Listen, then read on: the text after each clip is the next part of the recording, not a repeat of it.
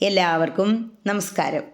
ഇന്ന് നാരായണീയം 41-ാം ദശകത്തിലെ 3-ാമത്തെ ശ്ലോകത്തെക്കുറിച്ച് ചിന്തിക്കാം. ഹരേ നാരായണ.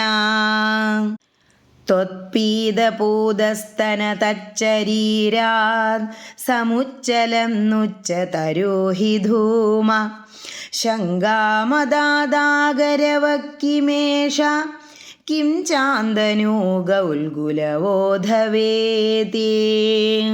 ഇനി ഈ ശ്ലോകത്തിലെ ഓരോ വാക്കുകളുടെയും അർത്ഥത്തെക്കുറിച്ച് ചിന്തിക്കാം. ത്വത്പീതപൂതസ്തന, അങ്ങ് പാനം ചെയ്യുകയാൽ പരിശുദ്ധമായി തീർന്ന സ്തനങ്ങളോടുകൂടിയ. തച്ഛരീരാത്, ആ പൂതനയുടെ ശരീരത്തിൽ നിന്ന്. സമുജ്ജലൻ, ധാരാളമായിട്ട്. ഉച്ചതര, പുറപ്പെട്ടു. എന്ത്? ധൂമ ഹി, പുക പൊങ്ങി. ആ പുകയാണെങ്കിലോ ശങ്കാം അതാത്, ശങ്കയെ ഉണ്ടാക്കി. ആഗരവ കിം ഏഷ, അകിലിൻ്റേതാണോ ഈ മണം എന്ന് തോന്നിച്ചു.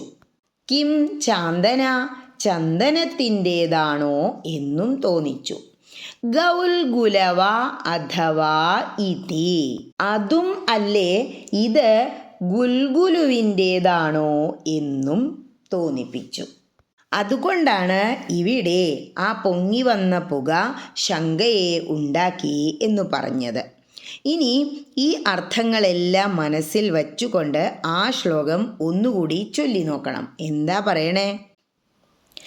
അങ്ങ് പാനം ചെയ്യുകയാൽ പരിശുദ്ധമായി തീർന്ന മുലകളോടുകൂടിയ, അതായത് സ്തനങ്ങളോടുകൂടിയ ആ പൂതനയുടെ ശരീരത്തിൽ നിന്ന് സംസ്കാരവേളയിൽ സുഗന്ധം പ്രസരിച്ചു.